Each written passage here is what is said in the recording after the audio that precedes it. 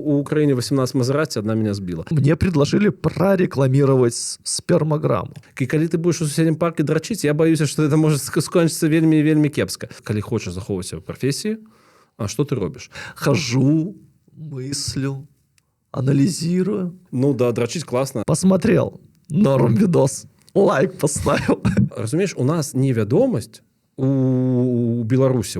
Беларусам сярод беларусаў улічваем нацыянальныя комплексы, што ў нас там трэба з'ездзіць в Расію, стаць зоркавым і гэтых далей. Ці агулам трэба быць расіянам, каб цябе глядзелі. А ў нас пазнавальнасць. Таму вот я бы пра пазнавальнасць больш казаў, чым пра нейкую там вядомасць, тому што гэта не вельмі па-беларуску. Ну, давай про это поговорим. И у меня к тебе сразу претензии. Никитос, чё с инстой? Чё забросил ее? Чё не пишется ничего? Я лічу, што не умеешь, не берись, не кончаешь, не ебись. Наконт того, сори за пацанскія цытаты, што все мусіць быць максімальна з энергіі. То бок я разумею, што, напрыклад, наш з табой падкаст мусіць рабіцца на максімальна добрай уключанасці. І калі мы з табой давай крышачку как-то здрадзім нашы сакрэты, што вось папярэдні, напрыклад, наш гэта был самы трудаёмкі наконт монтажа. Ну, то бок мы нешта знялі і да халерча выкідвалі. Я люблю, калі мы прыйшлі, далі энергіі, калі мы нармалёвыя, і калі вось гэта все раф в сыром варыянце, гэта все і пайшло. У меня няма энергіі, то бок я разумею, што я мушу адпрацоўваць абавязковую праграму. Калі гэта, напрыклад, выпускі маліны загляне сонца. Плюс гэта інструмент для того, каб нагадваць людзям, які ў нас на Buy Me Coffee, дзякаваць ім, безумоўна. Я вельмі ўдзячны, і нашым супацёрам я таксама вельмі ўдзячны. І другі момант, каб ангажаваць, зноў ж такі падпісвацца на нашы прадукты. Таму гэта вот такі інструмент, але такога імпэта, каб нешта пісаць, каб тым больш нешта монтаваць, у мяне тут і цяпер няма. Не ведаю, што это. Вітаміноз. Ну, у меня сапраўды вельмі цяжкія, а заўсёды у меня люты, самы мой цяжкі, самы чорны, на жаль, месяц, і я вучуся. І вот наконт тых праблем, якія былі з USAID, мы па папярэднім выпуску размаўлялі пра крызісы. Калі ласка, паглядзіць, калі яшчэ не глядзелі наш выпуск пра крызісы. То бок я разумею, што я эвалюцыяную, але ўсё роўна мне цяжка даецца. То бок я ўжо не чарню, не лежу пластом, я нешта раблю, я варушняк нейкі лажу, але думкі ўсё роўна, час ад часу яны такі цяжкі. Вот люты у меня у гэтым дачыненні это просто кабздец. Плюс не так давно прачытаў, што у мужикоў агулам тэстастерон вельмі нізкі, у сакавіку самы нізкі, а ў жніўні самы вялікі. Чаму? Таму што у нас з табой дзень народзінаў. Не, таму што сонца больш за ўсё. Таму как-то вот гэта все супадае. І не хочется мне займацца інстаграмом. Мне падаецца, што гэта не шчыра, плюс гэта не той інструмент, які сапраўды прастой, што у нас няма рынку, у нас няма сапраўды какой-то вядомасці, у нас есть толькі пазнавальнасці. Я не шмат страчваю. Ну, то бок гэта не гісторыя пра тую ж самую Лізу Ветраву, паглядзіць каласку Лізу Ветраву. Ты бачыш, колькі мы ўжо наздымалі насамрэч, што ў нас как-то метавселенная такая, што мы спасылаемся на саміх сябе, ёсць такое футурама карцей. Я не Ліза Ветрава для таго, каб сапраўды там абваліць сабе, не то, што весь бізнес, хаця, наколькі я разумею, Ліза зарабляе іншымі рэчамі, а для таго, каб страчваць аўдыторыю. Я вельмі люблю сваю аўдыторыю, вельмі паважаю, але гэта не тая тэрыторыя прымянення тут цяпер. Гэта было бы не шчыра, калі б я себе выціскаў і прымушаў бы себе гэта рабіць. Вот, а у меня примерно такая же история. Я не могу понять, что сейчас нужно транслировать, что сейчас важно. То есть я как-то пишу какие-то текстики, и они мне самому нравятся, но именно когда у меня есть эмоция, я сейчас занимаюсь тем, что какие-то фиксирую моменты, которые для меня значимые, но это все равно не то, чтобы регулярно что-то делать. И с другой стороны, я смотрю так типа, люди отписываются, соцсеточки экстремистские, и я такой думаю, как-то грустненько, но при этом сейчас такой период, что нету желания и сил, скорее, нету сил, чтобы что-то фигачить, что-то делать. Потому что такой заходишь, был у меня проектик, когда я рассказывал про крутых белорусов, и у меня там лежит в заметках штук 10 прикольных фактов, которые надо бы рассказать. А как-то так тяжело сейчас это делать, и так это не хочется. Знаешь, очень прикольный момент, что вроде бы тебе головой понимаешь, я головой понимаю, что нужно это делать, потому что нужно рассказывать белорусам про белорусов, нужно вот это вот все. А внутри у тебя все равно какой-то такой типа стоп. Я лучше пойду что-нибудь подумскроллю, и меня это очень сильно напрягает. Вот я не знаю, у тебя Есть такая фигня? Или у тебя нет такой фигни, что ты сам себя начинаешь подгрызать за то, что ты забросил свою инсту? Я не падграюсь я разумею, што мне падабаецца, што ты вывел гэта ў нейкае там рэчышча і таксама нейкую сваю там адказнасць перад сваёй аўдыторыяй. Гэта вельмі важны пойнт, але мне падаецца, што таксама убіцца дзеля гэтай аўдыторыі гэта таксама неправільна, праз тое, што у цябе будзе псавацца ўзровень і якасць твайго контенту і пасля ў выніку, што ты сам загнешся. Ну вот дзеля чаго гэта ўсё? Ну, смотри, мне ж охота. Ну, мы ж такие люди, я понял, я знаю, что на какой... Я хочу тебе распавесці наконт тиктокаў, што напрыканцы мінулого году, не ведаю, может быть, вы глядзелі гэты проект, які назывался Поу. Это было вельмі прикольно, потому что это просто Поу, вот такое вот. Это была працоўная назва, і выніку мы не придумали нічога і просто яе пакінули. Гэта была гісторыя, якую мы планавалі з прадакшнам з адным прадакшнам, які рабіў у тым ліку выпускі халезіна, кулінарнае шоу, і гэта был менавіта тикток. І мне вельмі хацелася гэтую пляцоўку, і ведаеш, так атрымалася, што вот мои думкі рэалізаваліся, потому што я весь пачатак папярэдняга году, ты был таксама сведкам, я падаваўся на всялякія розныя гранькі дзеля таго, каб рабіць нейкі там тикток менавіта пра Беларусь, і карацей вось гэтыя мои думкі, яны былі рэалізаваны, знайшліся людзі, якія далі мне всю інфраструктуру, то бок была класная рэдактарская каманда, былі класны аператор, был класны монтаж, і мы рабілі класны проект, он залетел. Ну, але беларускае жыццё такое, што скончыліся бабкі.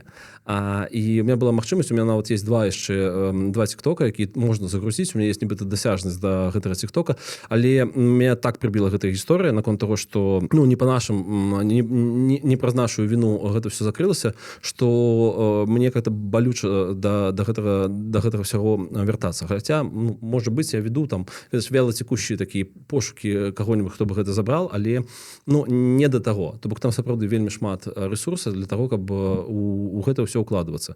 Гэта наконт ну, жадання быць у тиктоках. Хаця ну той лірычны герой, ён как бы был нават не лірычным героем, якое я трансляваў, а гэта было тое, што бы мне хацелася падаваць сапраўды, калі я самастойна ў кадры нешта раблю.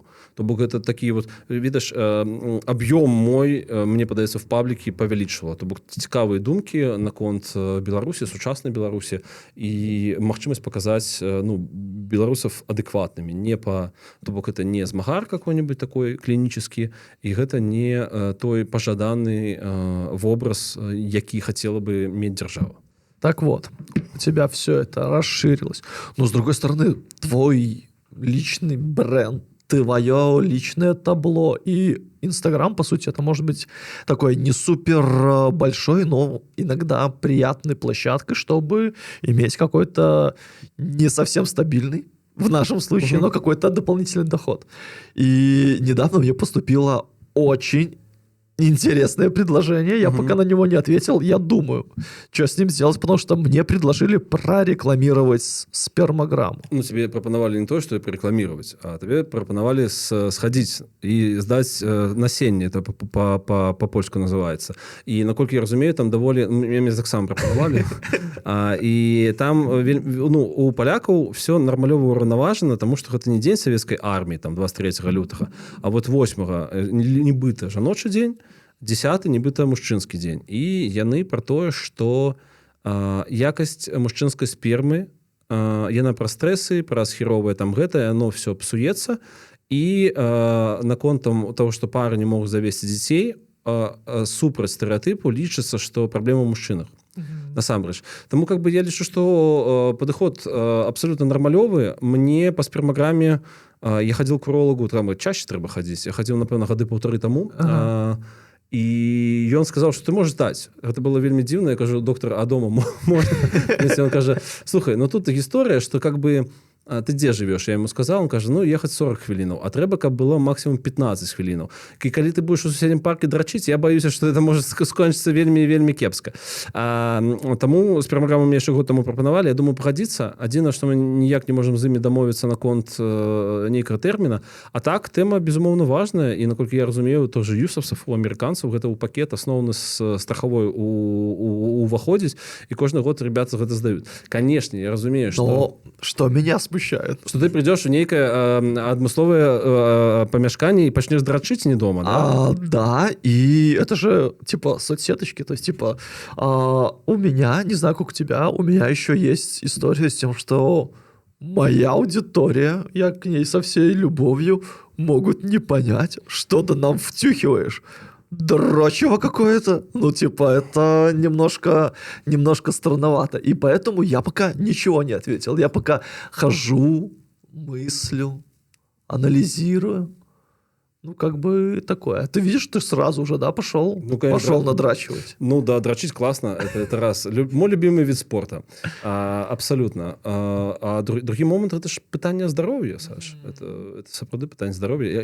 Я, до речі, хотів коли-небудь поразмовляць про гэта, про здоров'я, тому що, ну, я, наприклад, гляжу, як моя жанчына до гэтага ставіцца. Вот она набыла себе страховку, у нее просто медицинский туризм распачаўся. По всем просто центрам. А я не так давно сходил першы раз праз всю гэту гісторыю з USAID. Ну, у меня, па-першае, ёсць какая-то халдавая алергія заўсёды, да, калі мінімальна там пачынаецца мароз, у меня вот чырванеюць руки. А другі момент, у мяне пачаўся какой-то диатез, то есть у меня что-то на скуре, и я разумею, что это нервное. Это простое, что у меня адбылося... такая же фигня. Да, простое, что адбылося з... Ну, то бок я стрессанул, калі там Трамп адмяніл нашу падтрымку, и то бок я нормалёва это все вывез, а пасля, калі я выдохнул, организм такой, дай-ка я как бы все вот, что я накопил, да, и все это выкинул. Я зашел, да, першы раз скарыстаўся страховкой, якая у меня ёсць, заплатил за нее амаль 500 евро на год. І вось першы раз толькі амаль што ў сакавіку я скарыстаўся. Я прыйшоў, как бы за 40 хвілінаў чувак меня поглядзеў, дал мне какие-то пігулки, выписал рецепт и дал мне какую-то там мазюку. А пасля я сижу, а у него такой кабинет в вельмі прыгожым месцы. То бок у него тут палац культуры и науки, это Сталинка такая в Варшаве. А збоку стаіць гмах, які лічыўся ці лічыцца самым высокім хмарачосам у Европе. Карацей, і чувака так понесло, и думаю, что я? И у него и Трамп, і то, што ў 32-м годзе будзе канец заходняй цывілізацыі. Я кажу, што будзе камунізм? І он мне давай не пра камунізм, пра сацыялізм, і гэтак далей. Карацей, вот так вот я круто схадзіл так круто падбаў пра сваё здароўе. Але, как бы, я думаю, што, Саша, ты ж таксама маеш магчымасць неяк адукоўваць людзей. Таму, калі з кропкі гледжання здароўя і пра тое, што мужыкі херова-то жывут, потому что вот такие вот долбики так ставятся до здоровья, и как это, соромиться про мастурбацию писать в своих соседках, но я думаю, что есть сенс нечто поменять. Ну, тем больше, когда ты уплываешь на свою аудиторию.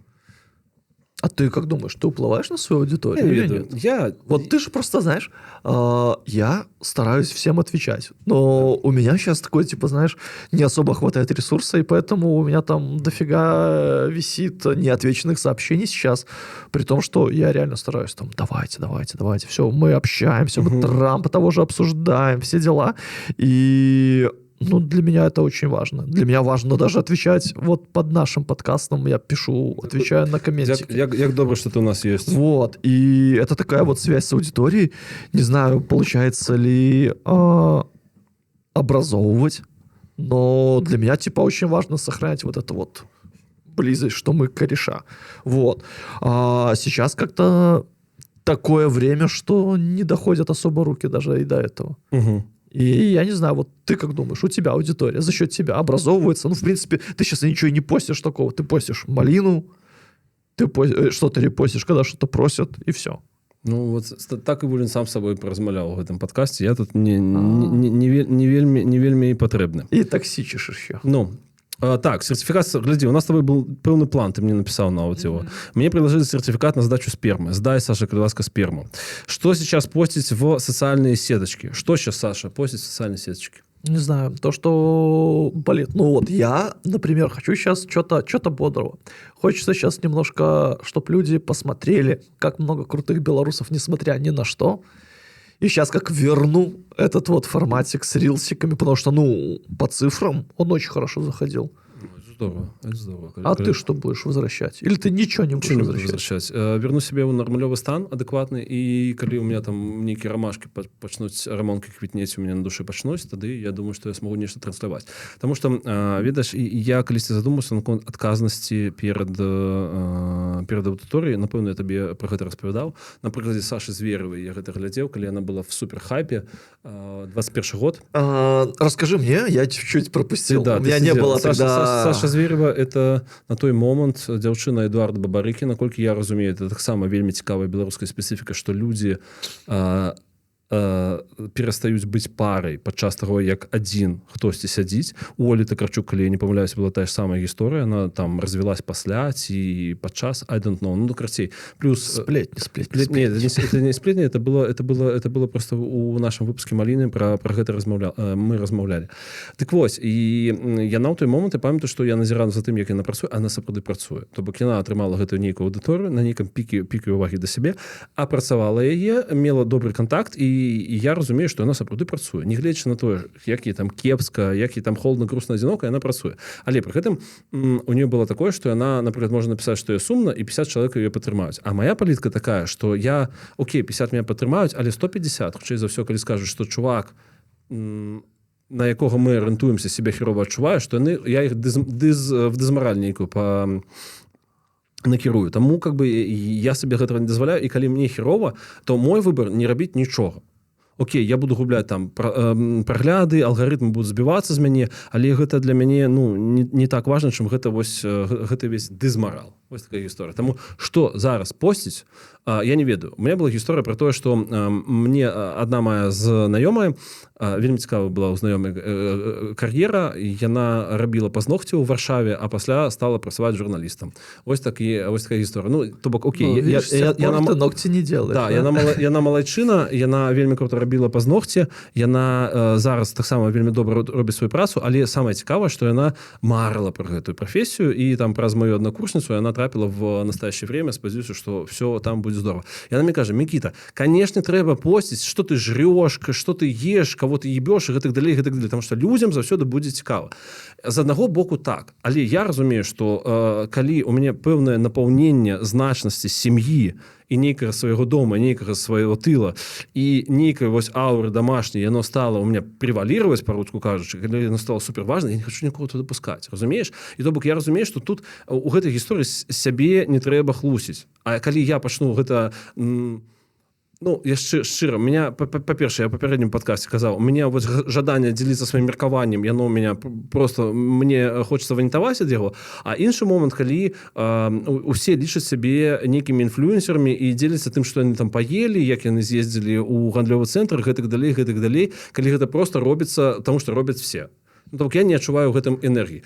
Тое, у чым няма энергии, я не буду гэта выдавать. Вот и все. Ну, у меня просто, понимаешь, у меня такая же фигня в том, что я не хочу показывать мое суперличное. У меня с Вероникой была такая война за то, чтобы, ну, для многих девушек важно, чтобы их показали в Инстаграме. Это значит уже что? Все, никуда не убежит.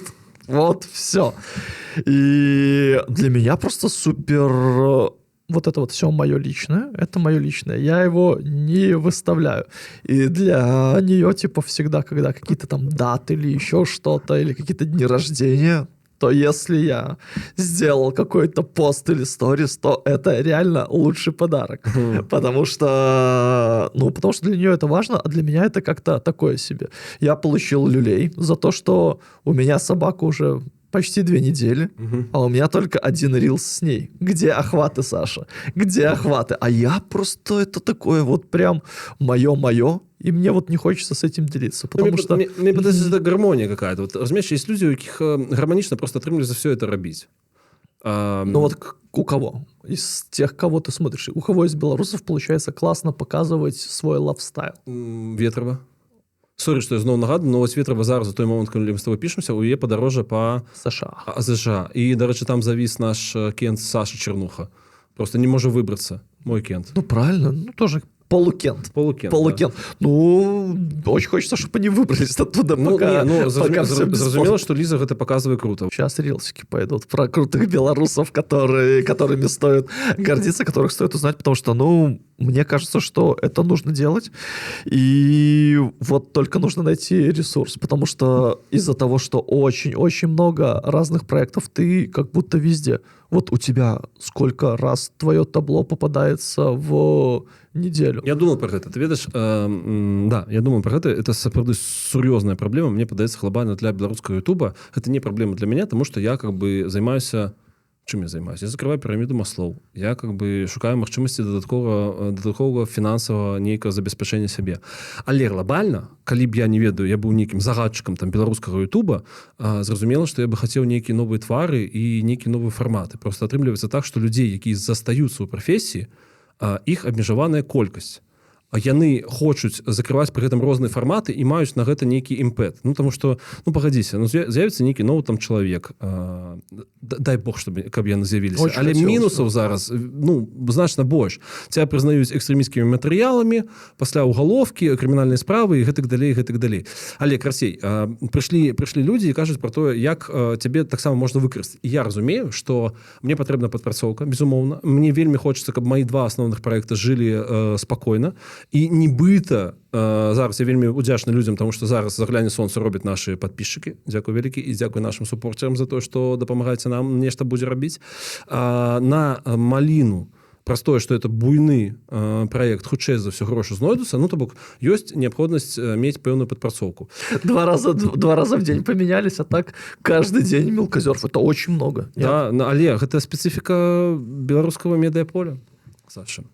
Ось і все, как бы, ну, і это спецыфіка таго, што, сорі за вельмі празаічны момант, гэта спецыфіка таго, як ты, калі хочаш захоўвацца ў прафесіі, а што ты робіш. Безумоўна, у ідэальнай сітуацыі я бы ў гэтым жыцці займаўся толькі малінай.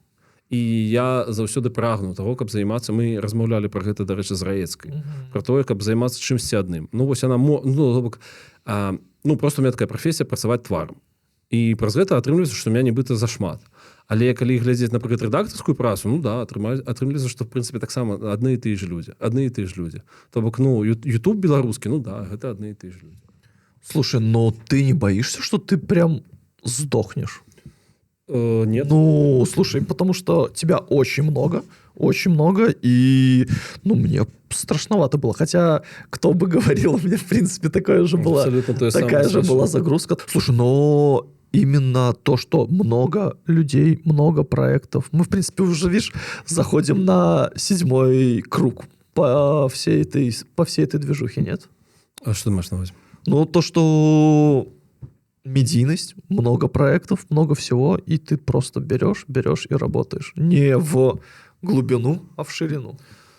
Слухай, ну я все роўна лічу, што ну, тобто мы сталі працаваць інакш па «Загляне сонца». Мы зараз робім планёркі раз на 2 тыдні, і все 5 людзей, якія ёсць у часе, удзельнічаюць у гэтым для того, каб тэма была больш кантраверсійная, для того, каб яна была больш цікавая. Ну, тобто, плюс зараз нам на гэта даюць грошы людзі, і ім мусіць быць супер цікава. Таму мы так стрепенуліся. Я бы назваў гэта так, і мне падаецца, што якасць захоўваецца на папярэднім узроўні і дзесьці нават лепей ідзе. Наконт «Маліны», как бы, ну, мне падаецца, што ёсць пэўны ўзровень ніжэй, за які я не падаю, гэта прафесіяналізм. Просто праз тое, што колькі я прафесію. У меня 2006 у меня будет 20 гадоў прафесіі. Вось такая вось гісторыя. Хацелось бы займацца адным, 100% хацелось бы займацца адным. У меня ў пятніцу інтэрв'ю, сёння аўторак. Я яшчэ не пачынаў рыхтавацца. Ну, то бок я разумею, што, ну, так складваюцца абставіны. Плюс ёсць нейкая там момант усталаснасці. Я у папярэдні раз, калі ты адказваў на пытанне наконт таго, ці будзеш пісаць кнігу пра сваю ГТК ці не, хацеў распавесці пра свой досвед сутыкнення з Палінай Шэрэн-дэ-Панасюк. Гэта жах, што з ёй адбывалася, безумоўны жах. І для мяне таксама жах тое, што яна кажа, што ў не зараз на календары 2020 год. Это мое меркаванне. Яна можа жыць, безумоўна, як хоча. Але я тебя перебью чуть. Но когда ты выходишь, у тебя реально первое время 100%. в голове как год твоего задержания, плюс-минус даже день твоего задержания, потому что, ну, это очень психологический момент, потому что когда тебя вырывают, то, в принципе, ты возвращаешься. А время, которое пройдено там, оно, ну, потерянным, я его не хочу называть, потому что это супер обесценивает время, которое ты прожил, но его у тебя реально забирают. И вот у Полины прям супер понятно, почему 20-й. Да, і я з павагай ставлюся да гэтага, то бок яшчэ раз, мы вяртаемся да таго, што з ёй рабілі, ёй 4 гады забівалі проста у калоніі. Дзякуй Богу, што яна жыва, дзякуй Богу, што яна выйшла. Але я разумею, што я проста летаю ў гэтую Вільню для того, каб кантэніваць боль. за жывым такім болем. Больш за тое, как бы гэты боль ужо не прадаецца, как бы цынічна гэта не гучала. У цябе было меркаванне пасля таго, як ты адкінулся наконт таго, што суперстарамі ў Беларусі зараз з'яўляюцца палізнявольныя, якія вызваліліся. Ну, то бок гэта суперстар на 1,5 месяцы, калі ты 1,5 тыдні, калі ты пакуль ты всім цікава. Вось сёння, напрыклад, суперстар у нас на дзень гэта Ксенія Луцкіна. Дзякуй Богу, што чалавек з такім захворваннем выйшла на волю і гэтак далей. Але людзі не ўжо не ўспрымаюць гэтай пакуты, ім вельмі цяжка. То бок атрымліваецца такая гісторыя, што мне таксама маральна цяжка наконт таго, што мне цяжка рыхтавацца да гэтага да ўсяго. Ты разумееш, там не вельмі хочется ставіць чалавека перад маральным выбарам таксама з майго боку. Ты распавядаў пра шкурны папярэдні раз, да? Калі ты разумееш, што тут есть чалавечы бок, а есть прафесійны. І задаваць пытанне наконт таго, што вам важнее, свабода Беларусі ці агулам будучыня Беларусі вашы дзеці, я разумею, што ей не вельмі комфортна адказваць, і я не чуў, што нават в Фейсбуке была нейкая жизненькая дыскусія наконт таго, што я не меў права задаваць такія пытанні, і агулам ледзьве там Паліна не мусіла схадзіць да псіхатэрапеўта, атрымаць спраўку, і з гэтай даведкай уже прыходзіць да мяне, што яна можа даваць гэта інтэрв'ю. Але я разумею, што у людзей, якія толькі выходзяць першы, там, не ведаю, месяц, а пасля проста у мэтах саманерэгуляцыі, как-то самабяспекі, просто арганізм пачынае все гэта заціраць, як ты кажаш, што ты ўжо не памятаеш, што ты там шыфраваў і гэтых далей. Таму, безумоўна, важна гэты слепак зрабіць тут і цяпер. Але атрымліваецца так, што ты тут ляціш, тебе цяжка рыхтавацца, тебе цяжка ў працэсе, і тебе цяжка яшчэ рабіць постпрадакшн. І ў выніку, у мяне было такое адчуванне, што мне сапраўды хочацца самому в какой-то санаторый съездзіць. Я не... Окей, я разумею, што скажаш, што калі параўноўваць з Палінай, безумоўна, калі параўноўваць з Палінай, але мне падаецца, што моя прафесія гэта таксама эмпатыя, гэта нейкае спачуванне. І то бок ты прыходзіш да чалавека і жывеш ім, ты рыхтуешся тыдзень, ты ім жывеш. І вот гэта экзосціт, гэта стомленасць, яна, безумоўна, таксама адчуваецца. Гэта наконт Маліны, што час ад часу, безумоўна, калі у нас пауза, летам будзе пауза, не хочацца даводзіць себя просто да стану, калі ты не можаш устаць з канапы. Я вось разумею, што у меня зараз 2 дні, я разумею пры тым, што у меня даволі жорсткі графік і трэба было бы працаваць, але я сабе сказал не. Я буду сядзець глядзець сяброў, запойна глядзець сяброў. Я не буду іх глядзець ні па-польску, ні па-ангельску. Я буду іх глядзець у зразумелым мне перакладзе, таму я гляджу іх у расійскім перакладзе. І вот я адпачываю акуратненька да завтра 8:00 я вольны. Вот я схаціў, как бы ад мяне не трэба шмат рэсурсаў запісаць падкаст, гэта мне ў задавальненне, і ўсё. І вырашаю только мінімальна нейкае там дзелавё. Гэта калі ты кажаш пра нейкую там якасць таго, што я раблю. І яшчэ раз, гэта не ідэальна, што нас з табой настолькі шмат у беларускам ютубе. Што ідэальна было бы, конечно, мець один флагманскі проект і спокойно гэтым жыць. Я хочу тебе еще сказать, вот что важно не закапываться в свой бабл. Потому что на самом деле очень много вещей, когда ты делаешь журналистские какие-то интервью, какие-то журналистские материалы, они тебя возвращают к тому, что мы тут как бы более-менее в нормальном состоянии, когда ты можешь поставить себе выходной, когда ты можешь что-то сделать. Меня в этом плане... Я недавно делал выпуск про учителей, про то, что у нас в Беларуси система образования. И я офигевал, конечно, от историй, через какой бред, почему-то бред, вот так захотел сказать, хлеб. Через какой бред и через какие ограничения приходится учителям проходить. И там было абсолютно, конечно, феноменальная история. На мой взгляд, как сняли учителя, который в свой отпуск повез этих детей в Уфу.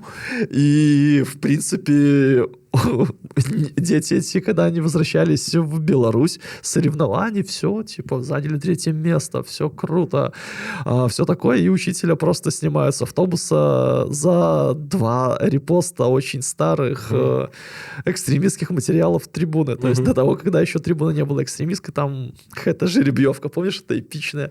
И фиг знает, как дети эти едут домой, потому что они были из Гомеля. И я общался с этой парой семейной, абсолютно классные ребята, очень простые, очень крутые. Мне даже подарили там, девочка, жена этого парня, связала мне какую-то фенечку бело-красно-белую. А ты понимаешь, что они живут в Гданьске? Вот я был у них в гостях, они живут в Гданьске в такой маленькой-маленькой квартире. То есть там реально 2 шага, и там кухня, 2 шага туалет, и все. И ты такой, блин, как-то нужно не отрываться от людей и смотреть, что, конечно, есть свои трудности там с USAID, есть свои трудности с поиском финансирования, но очень много крутых, классных, честных белорусов оказываются в ситуациях и в эмиграция гораздо сложнее, чем мы. Понятно, что я их не обесцениваю и себя не приподнимаю, но просто вот такие вещи, как ты говоришь, эмпатичные через шаром. Не, Саша, я з тобою цалкам згодны. Это таксама цікавы аспект нашай размовы, тому што я памятаю, мы з тобой гэта прагаворвалі по тэлефону, і гэты інсайт у цябе ўзнік праз тое, што я зрабіў табе за ўвагу, маўляў, ты спекулюеш на сваім вобразе, што я просто хлопец Саша з Воршы, а гэта ўжо не так, как бы. І безумоўна, што калі ты прыязджаеш да людзей з, не ведаю, умоўна назовем гэта кватэра 50 метраў у цэнтры Варшавы, ты разумееш, што на сям'ёй юцяцца в 25 метрах, што, конечно, не супер просто ты хлопец, але пры гэтым как бы я не хацеў бы абясцэньваць сябе, і маё занадта, магчыма, вялікая колькасць мяне ў эфіры, яна как-то обуславливается, она отбывается праз тое, что у меня есть инструментарий, у меня есть моя профессия, якой я хочу зараблять, и я хочу комфорт для своей семьи.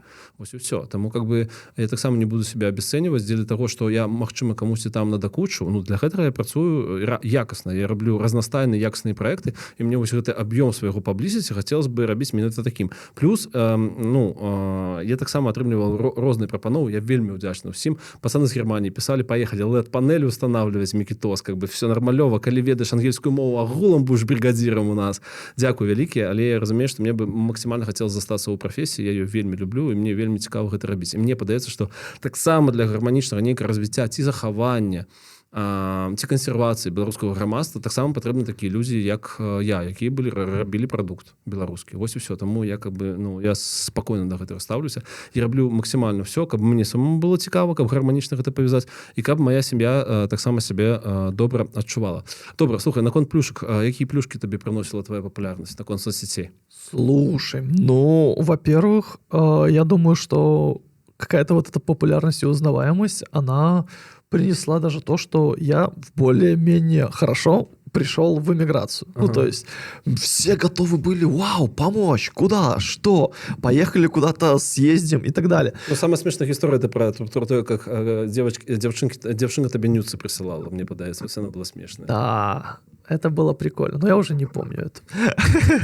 Вот, нет, на самом деле я даже в Канаду съездил благодаря именно соцсеточкам. В прошлом году я рассказывал эту историю, когда просто написали... У нас есть подкаст про паўночную Америку. Саша распавядае про Канаду, я распавядаю про США, и мы там вельмі ўдзячны беларусам замежжа. Вось.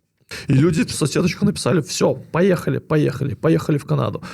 Суперузнаваемость, это перебор, у меня просто, понимаешь, вот из-за того, что я всем отвечаю, у меня какой-то контакт. Я тебе распавяду, какие крутые белорусы. Мне написал человек, сказал, что я не могу скарыстацца всеми необходными инструментами, какие есть на заргляне солнца, каб задонатить, и мне просто передали $1200 на заргляне солнца.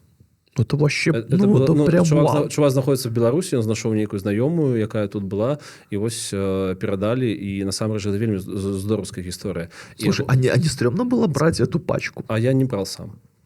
Мы нашли... И он знайшоў нейкую прокладку, я знайшоў нейкую прокладку. Я упэўнены, што всем было стрёмна, тым больш чалавек знаходіцца ў Беларусі, і ў выніку атрымалася вось так. Я напісаў, што я не ведаю, хто вы, я не ведаю, як вас завуць нават, хто вы такі, і, магчыма, мне не патрэбна гэтага ведаць, але дзякую вам вялікі проста па факту таго, што гэта адбылося. І гэта вельмі крутая гісторыя. Я ж табе кажу, якая... у меня моя тэхніка бяспецы, яна не вельмі там пра людзей. Магчыма, гэта проста таксама частка таксічнага вобраза, і як ведаш, нам зрабіў комплімент Миколай Халезин, он кажет, что разные персонажи в кадре, есть певный конфликт, и про это все играет.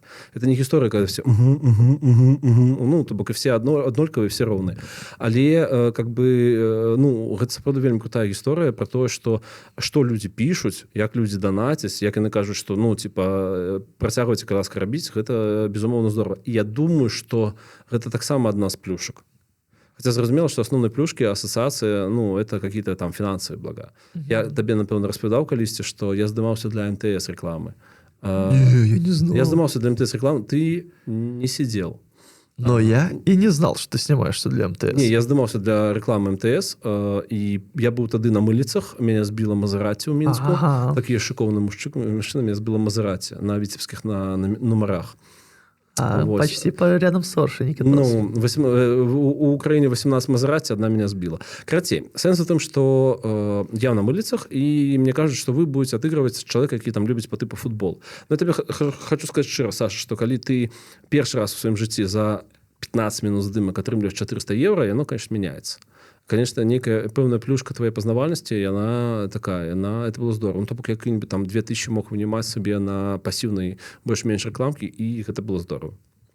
Ну, слушай, это класс. Что у тебя, акрамя спермаграммы, какие цікавыя прапановы были? Спермограмма — это раз.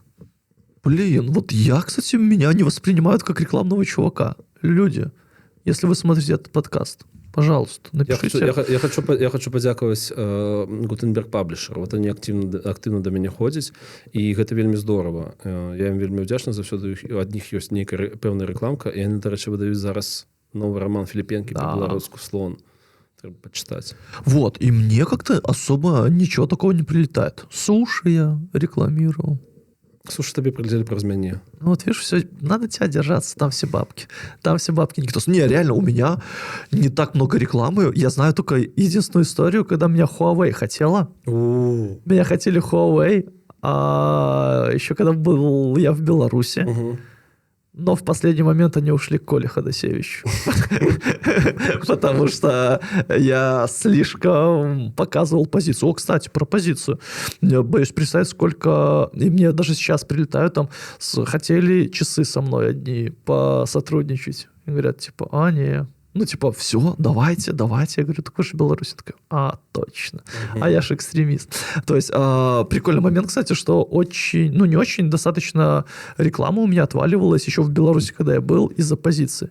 Вот у тебя с этим как? Потому что, ну... Для меня было важно, и сейчас важно как-то подчеркивать это все, показывать. И причем, ну, у меня не было такой супер змагарской, в плохом смысле этого слова, истории, что типа вот, валить, какие-то маргинальные фразы, какие-то типа жесткие, типа пренебрежительные выражения. И для меня типа всегда было очень важно просто говорить черное-черное, белое-белое, все такое. И из-за этого достаточно каких-то рекламных вещей просто отваливались.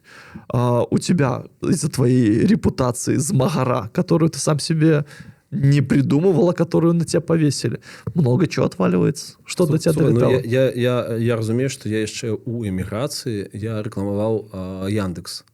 Вось, цяпер разумею, што это, ну, цяпер гэта хутчэй як зашквар. А тады для мяне было такое, ведаеш, ну, то вялікі брэнд да мяне прыйшоў, клас. Ну, сапраўды, яны неблага плацілі, нармалёвыя менеджеры, абсалютна была добрая камунікацыя, таму вот не так. Я вот это был першы месяц моей эміграцыі, я яшчэ дараблівал. А пасля, как бы, ну, всем стало все зразумела. Я не думаю, што гэта гісторыя пра тое, што не паважаюць мою пазіцыю. Гэта гісторыя пра тое, што яны паважаюць сваю бяспеку. І тут я цалкам все разумею і прымаю. А мне цікавей іншая гісторыя. Как бы, окей, там, наконт наших плюшечак, это цікава толькі нам. Што з хейтам, Саша? Як апрацоўваеш? О, я обожаю. Моя любимая показательная история. У меня был видос с Михалком, и он стал таким водоразделом, потому что икона... Ты стал любить, я гляжу, интервью про там человека без человека, да? Ну, так получается. Потому Шкурин что... такой, Михалок такой, да? Может, еще кто-то будет такой. Так вот, и там получился такой водораздел, что икона должна блестеть, а сейчас икона, к сожалению, не блестит. И многие увидели в моем видео типа подбадривающий момент, что когда-то икона не блестела, а потом ох, как заблестела. И мне хотелось понять, увидим ли мы блеск Сергея Михалка еще. Сможет ли он пройти вот этот вот прям самый, может быть, не самый, ну, сейчас это ужасное состояние и очень-очень-очень тяжелое, депрессивное. И аудитория как-то поделилась. Одни говорят, что типа, во, классно, давай, спасибо. Вторые говорят, как ты посмел про Сергея Михалка сказать, что он плох. Руки прочь. Хотя он плох. И мне прилетел прям такой здоровенный коммент, типа, бля, ты кто такой, нахуй, вот это вот все, чтобы на Сергея Михалка что-то гнать. А я понимаю, что когда вот люди пишут прям с супер агрессией, иногда можно с ними поговорить. Я пишу, о, круто, ты видос хоть смотрел? Мне чувак пишет, не смотрел, сейчас пойду посмотрю. Ну, я говорю, ну давай потом попиздим. Ну, типа, там надо говорить на языке оригинала. И чувак такой присылает. Посмотрел. Норм видос. Лайк поставил. Вот. И эта история про то, что иногда нет ресурса, но тебе хочется поговорить, потому что ты видишь, что человек, не прав. То есть он еще до того, как посмотреть, уже начинает просто тебя кидаться говном. И для меня было супер прикольно, супер разрывно, что человек отреагировал так, пошел, посмотрел, написал коммент и так далее. Правда, потом он меня просто уже начал задалбливать по поводу и без, потому что, к сожалению, не обесценивая людей, есть много людей, которые вот пишут комментарии, потому что для них это самый простой способ психотерапии и вот такой разгрузки. Вот, люди не идут к терапевтам, люди идут в комментарии. И это был вот такой классический момент, когда чувак просто выплескивал свою энергию, агрессию в комментах. Вот, но видишь, мне удалось его перевоспитать. Не перевоспитать, мне удалось сделать так, что он мне даже респектовал. Агулам хейт, тебе тяжко от него, тебе это ранить, не? А у меня да. То есть я честно скажу, что... Ты хочешь быть хорошим, да? Это моя проблема. Я поэтому тоже к психологу хожу, потому что я хочу быть хорошим для всех, а хорошим для всех не всегда получается быть.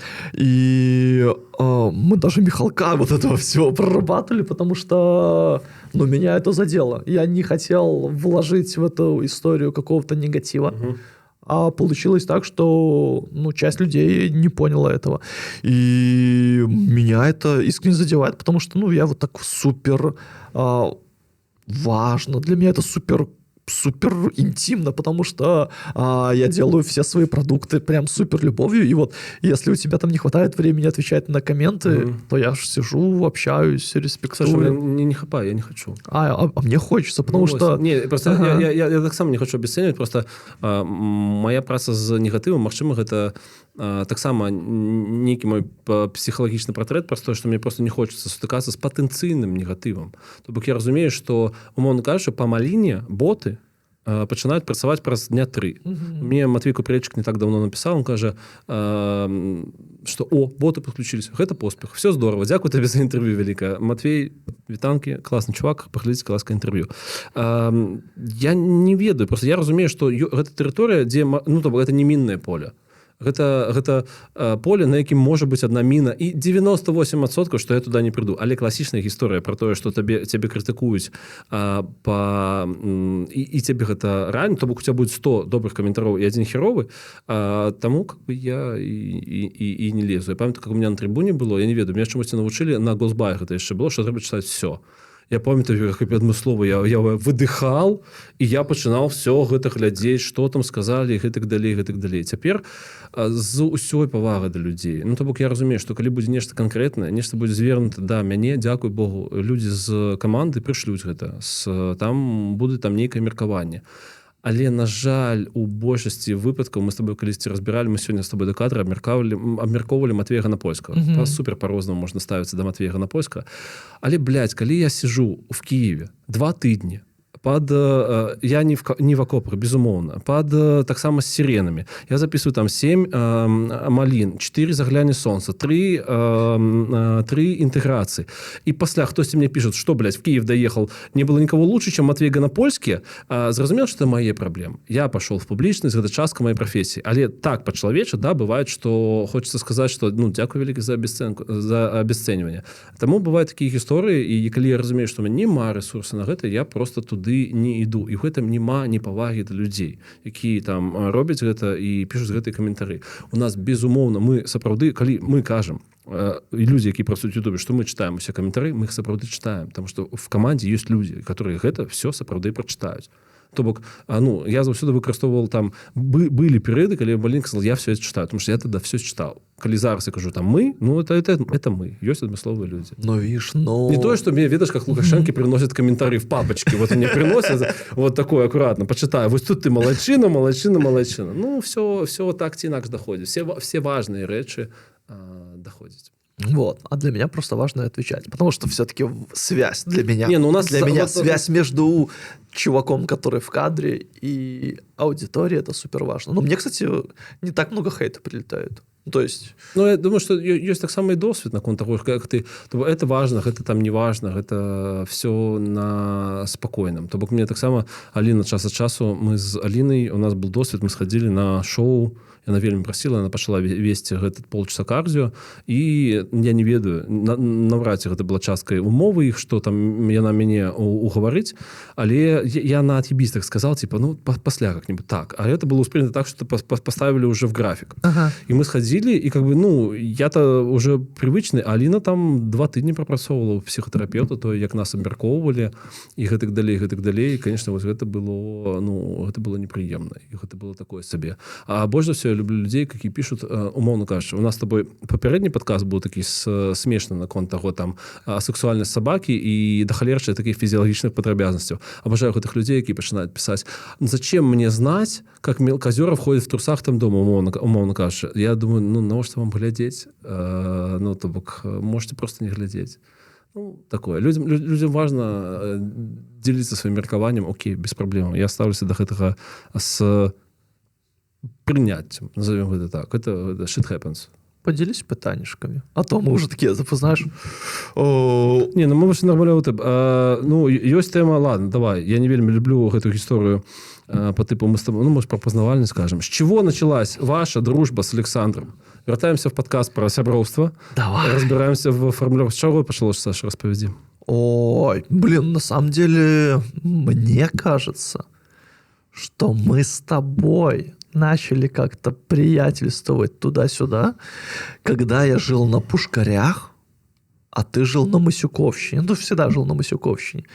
Я жил на Пушкарях на курсе, не знаю каком. Ведаць, што Масюковшчына так называецца ў гонар татарына, які валодаў гэтымі землямі. Я не так давно даведаўся. Прикольно. Прикольно, да. Так вот, и мы ходили на офис вместе.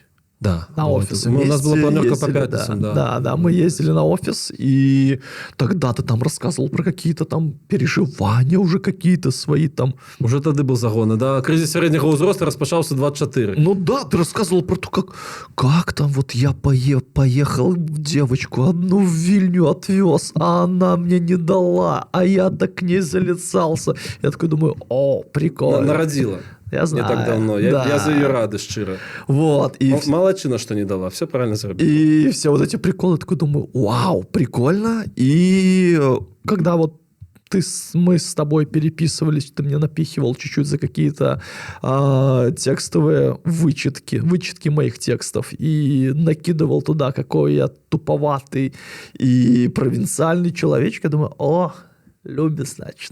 Вот не так. А для тебя, когда началось? Это вообще не друг мне. Ты меня другом не считаешь, так что все. Скончили на этом. Добро.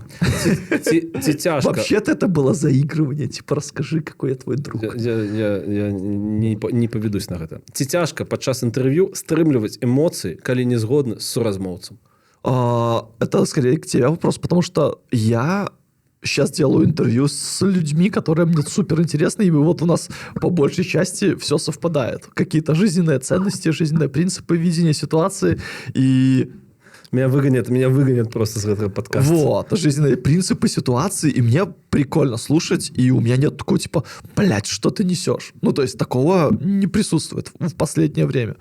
Поэтому это скорее вопрос для тебя, потому что у тебя более разные спикеры присутствуют в твоей профессиональной деятельности. Я тебе хочу сказать, что гэта таксама гэта вялікая праблема нашай журналістыкі, простое, што мы можем працаваць толькі са сваім дэмакратычным спектрам і спрачацца ў межах гэтага дэмакратычнага спектра. Адпаведна, у цябе вастрыня і амплітуда вось гэтага магчымай сваркі, яна мінімальная. Мы не так давно, Костя Каверин, у нас был с тобой цікавый досвід, мы сходили с тобой на обычное утро вядоўцамі, і я тебе хочу сказать, что тэхнічна калі вам кажется, калі вам падаецца, што там ну хулі там прыйсці в кадрах і так далей, гэта іншы від спорта. Гэта ведаеш, это умоўно кажется, як параўноўваць футбол какой-нибудь і баскетбол. Футбол ты запусціл дыяганаль, поджал лінію, да, і там у тебя есть 30 секунд адпачыць, умоўно кажучы, тому што ты не задзейнічаны, шмат людзей. Вот гэта так працую я. Потому что я магу даць чалавеку выгаварыцца, прамовіць свае все гэтыя тэйкі, ну, вельмі доўга. То бок ён будзе гадзіну размаўляць, а пасля я пачну задаваць какие-нибудь там цяжкія пытанні. Ну, напрыклад, так мы працавалі з Палінай Шарэндай-Панасюк, і пасля мне было вельмі важна задаць і пытанне наконт там дзяцей. Што она выбірае там дзяцей ці там, умоўна кажучы, свабоду Беларусі. Можа быць, спекулятыўна гучыць пытанне, але гэта было в абвастрэннях, гэта такая, ну, это мой інструментарый, Калі ты працуеш обычное утро, ты мусіш быць уключаны весь час. Я не ведаю, это баскетбол, может быть мини-футбол, то бок інтэнсіўнасць гэтых 2 гадзін. Сквош. Да, гэта інтэнсіўнасць гэтых 2 гадзін, яна вельмі крутая. І я хочу зрабіць камплімент Ментусавай, тому што мы з ёй працавалі спікера з Азербайджана. Я во всіх гэтых замесах кавказскіх я больш падтрымліваю армян. І я калі шчыра, я не думаў, што мы свалімся у гісторыю там зноў там з'явіцца Лукашенко, будзе казаць, які ён там лідар. І карацей, там была вельмі важная тэма. Я просто хотел его сливать. Серьезно, просто я разумею, что мы в гэтым фармаце, мы не добьемся ніякай там справедливости и гэтак далей. Мне просто прасцей его слить и гэтак далей. А я мушу сказать, что Марына уключылася з пытаннем наконт, что, умоўна кажучы, во всіх зараз геапалітычных пытаннях есть аспект цены, і есть аспект ценнасці, то бок кошта і каштоўнасцяў. І гэта было вельмі круто, тому што я не дала себя там прадавіць, і она пры гэтым адстаяла нейкае пэўнае сваё меркаванне. Таму і ну то бок бывае такое, што ты час ад часу глядзіш, ну простое, што мы растрачваем гэты скіл, і у нас няма хардтока, што табе чалавек нешта нагаварыў, ты разумееш, ты мог яму апанировать, а ты просто у момант не ўключыўся. Таму такое бывает. Калі меня ну зусім да шалу прыводзіць, па-першае, больш-менш все маюць права на сваё там меркаванне. Окей, бывае. Як і я маю права на сваё меркаванне і маю права на спрэчкі. Ну, я даслухаю его спакойна, а пасля яму дам сваё там іншае меркаванне, таму гэта, да, частка працы. То бок, меня такога, што блядь, закіпало, што в'ебаць хочется чалавеку, напэўна, было толькі один раз. І то гэта было датычна не таго, што ён казаў вычварэнскі нейкі рэч, а я просто разумею, што мы супер розныя людзі па вайбу, што я, напрыклад, хочу браць гэта жыццё ў свае рукі, у сваю адказнасць, а там былі крыўды на тое, што, умоўна кажучы, дзяржава там нешта перастала фінансаваць. Вось і все. Пытанне? Давай. Раз'ябаў бы Азаронка 1 на 1, які стыль адзінаборства б абраў? Блин, классный вопрос именно с формулировкой. Да, я думаю, что формулировка это лепшая в этом питании. Во-первых, я недавно думал про Озаренка. Из-за того, что у него умер отец, и смешанные чувства были. Абсолютно. Вот очень смешанное. И тут даже, ну, я даже не знаю, что сказать. Поэтому драться нет. Я типа вообще не драчун. Только если при случае сдать спермограмму. Да. Вот. И мне прям, ну, неинтересно было бы с ним драться. Мне бы было интересно с ним поговорить без камеры. Ну, то есть... Почему без камеры? Потому что мне вот просто интересно, что это за человек. Вот прям без камеры, чтобы не было ничего... Вот, типа, вот как мы сейчас с тобой сидим, мне было бы интереснее поговорить. Гриш, что за дела? Потому что... интервью в стиле хардток, ну, просто чувак, знаешь, надевает какую-то маску, а за ней как бы вот прям такое очень закомплексованный, очень грустный, даже несчастный человек, который прям очень хочет реализоваться. Потому что, ну, мне рассказывали мои приятели историю про Гришу, когда он пошел на свадьбу к одному из своих коллег. И он пришел на эту свадьбу без подарка, потому что он потратил все деньги на телефон своей какой-то влюбленности. Она отвергла его, и этот телефон говорит, типа, вот, давайте не приняла, короче, телефон. И он говорит, ну, денег нет, может, давайте я вам хоть телефон подам. Ну, это, знаешь, ну, настолько жалко.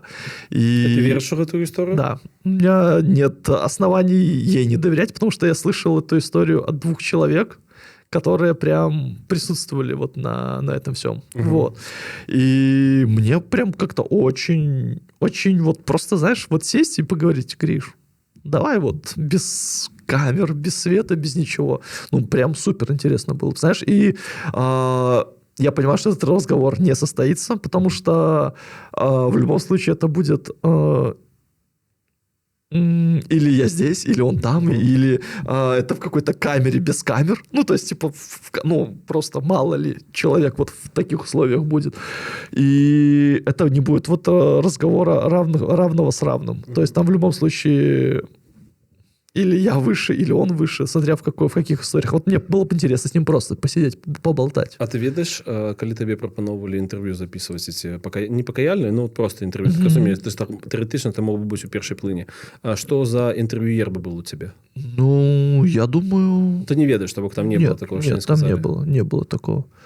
Не было такого, но не знаю.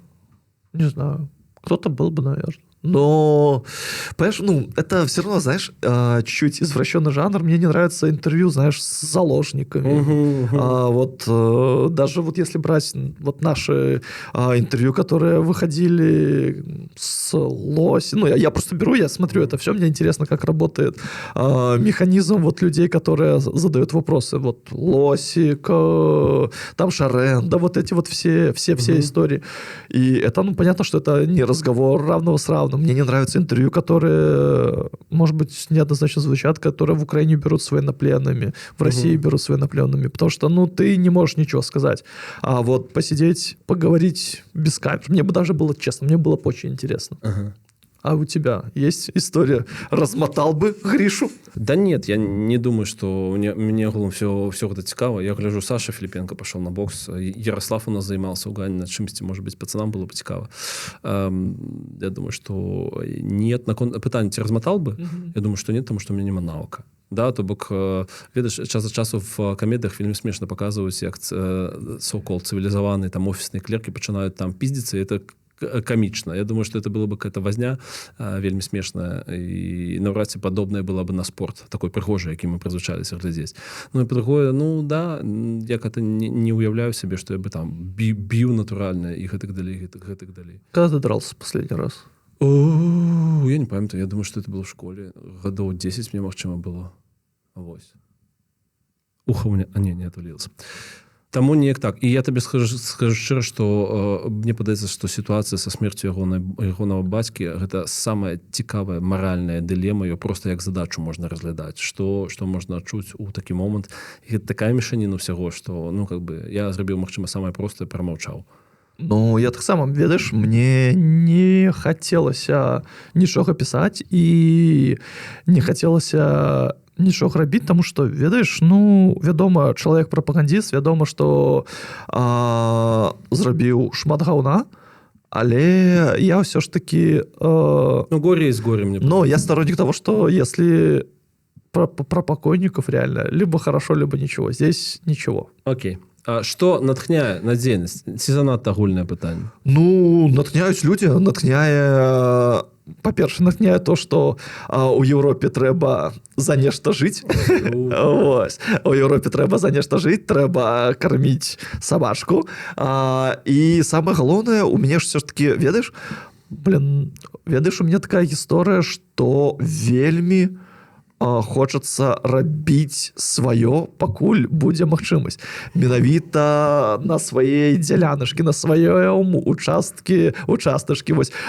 Вельмі хочацца, каб была такая сверхмэта. Вось, ведаеш, калі няма сверхмэты, то вельмі складана, вельмі цяжка нешта цікавае прыдумаць, нешта цікавае зрабіць. Для мяне вось прыклад, ну, у меня есть шмат знаёмых, якія кажуць, ну, у вас такая важная праца. Мы працуем у айцішцы, робім прадукт, каб тупо рабіць прадукты, і ўсё. Ну, мы атрымліваем за гэта нармалёвыя грошы, а у вас ёсць сверхмэта. Вы робіце нешта для Беларусі, нешта такое... Ну, гэта гучыць можа на нейкім такім вельмі пафасным, на вельмі пафасным мове, але Ну, для мяне гэта важна. Для мяне вельмі вялікая матывацыя рабіць нешта для беларусаў, якія пішуць каменты, якія, нягледзячы на усялякія прыпоны, данацяць, вельмі дапамагаюць нам рабіць гэты падкаст, таму што, зноў скажу, што мы робім яго за вашыя грошы дзеля вас. Вось, і гэта натхняе. Вось, натхняе тое, што у цябе там сабраліся, ты ўжо сядзіш. Я зноў хацеў сесці, і Саша меня б забіў, то кепска себе паложу. Вось. Не в ресурсе. І вельмі радуе, што у цябе гэта гісторыя з заглядзе сонца робіцца нармалёва, таксама за народныя грошы. І гэта вельмі круто. А першым был Саша Чарнуха. То есть, ведаеш, натхняе то, што ты робіш нармалёвы прадукт, і за гэты прадукт беларусы гатовы плаціць рублём. Мне здаецца, што гэта найвышэйшая адзнака, калі людзі даюць свае грошы на тое, каб ты змог рэалізаваць усе свае творчыя задумы. Наколькі гэта магчыма? Гэта круто. Сёння у нас с тобой адзін сантэхнік, і сёння ён мне патэлефанаваў. Дзядзечка, класны дзядзька, ён ходзіць, все распавядае, кожны раз, калі прыходзіць, ён робіць сваю працу прыблізна за 7 хвілінаў, яшчэ 17 распавядае там пра палітку, геапалітку, гэтак далей. Вельмі каларытны персонаж. Я думаю, што вот на такой вайб сватов прыблізна. І ён мне сёння патэлефанаваў, кажа: "Ну што, каналізацыя не воняет?" Я кажу: "Ну не воняе". І ён мне давай. Я паглядзеў інтэрв'ю з Шарэндай Панасюк. І я разумею, што мы не настолькі блізкі, каб он, па-перше, он просто патэлефанаваў, он мне патэлефанаваў на Телеграм. Я думаў, што это Аліна мне тэлефануе, і таму адказаў, я глядзеў серыял. Але мы з ім нармалёва паразмаўлялі, прыйшлі да высновы, што ёсць магчымасць рабіць мінімальныя рэчы і захоўваць сябе. І гэта вельмі важна. То бок, безумоўна, мусіць быць пэўная гармонія між тым. Мне вельмі цяжка, я яшчэ раз вяртаюся да Паліны, далося гэта рашэнне, таму што я аддавацца гэтай барацьбе цалкам незразумела, гэта той шлях ці не той шлях. Таму экзістэнцыяльна, напэўна, нават было гэта цяжкае інтэрв'ю. Саша, праз весь канфлікт, не канфлікт, а всю гісторыю з Юсэйдам, я для сябе зразумеў, наколькі мне важна тое, што я раблю, наколькі мне падабаецца тое, што я раблю.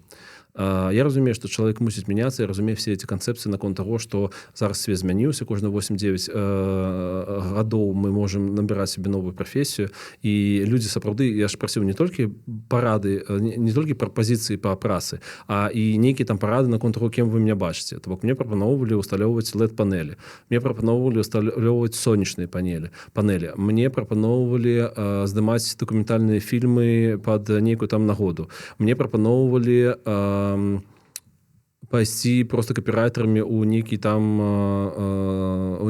там беларускі бізнес. Мне прапаноўвалі займацца апрацоўкай дадзеных для стартаперов. То бок, ты робіш інтэрв'ю, ці мэтазгодна рабіць гэты стартап, ці не мэтазгодна. Я вельмі удзячны гэтым людзям, але я вось праз гэта все зразумеў, наколькі мне падабаецца то, што гэта раблю, я ўмею гэта, і мне падаецца, што такіх вот дэбілаў, як мы з табой, залежыць Беларусі, што вельмі добра, што окей, нават не мы, там, я не ведаю, Друка Хруст у прафесіі хер ведае колькі ведаў у яго, напрыклад, пра гэтую самую Беларусь. Моніш па-беларуску распаўсюджвае свае веды пра мастацтва. Не ведаю, таксама з калегаў Атрощенков і Федзя Павлюченко, таксама, просто вау, як людзі гэта робяць. Таму вельмі шмат людзей, якія думаюць хаця бы у бок гэтай Беларусі, і гэта вельмі важна, таму што самае проста зараз ёсць здаць і, жыць сваё жыццё. Таму нейкая такая гісторыя. Таму мы з вами ціл відай. Колькі хопіць моцы, будзем гэта все рабіць. Я для сябе, менавіта так вырашыў, уже калі максімальна прыцісне, максімальна пры гэта, тады ўжо буду рабіць, а зараз я зраблю все магчымае, каб захаваць сябе ў прафесіі, каб працягнуць рабіць тое, што раблю, і тое, што я вельмі люблю рабіць. Вось такая гісторыя. Для мяне гэта таксама было вельмі важна. І ведаеш, калі мы былі ў Беларусі, я вырашыў для сябе, што да апошняга, пака ёсць магчымасць, трэба рабіць нешта крутое. Магчымасць гэту забралі у 21-м, але працягваем нешта рабіць, дзякуючы вам, дзякуючы вашай падтрымкі. Дзякуй вялікі, што вы з намі, і пакуль. Ты такі лох, конечно.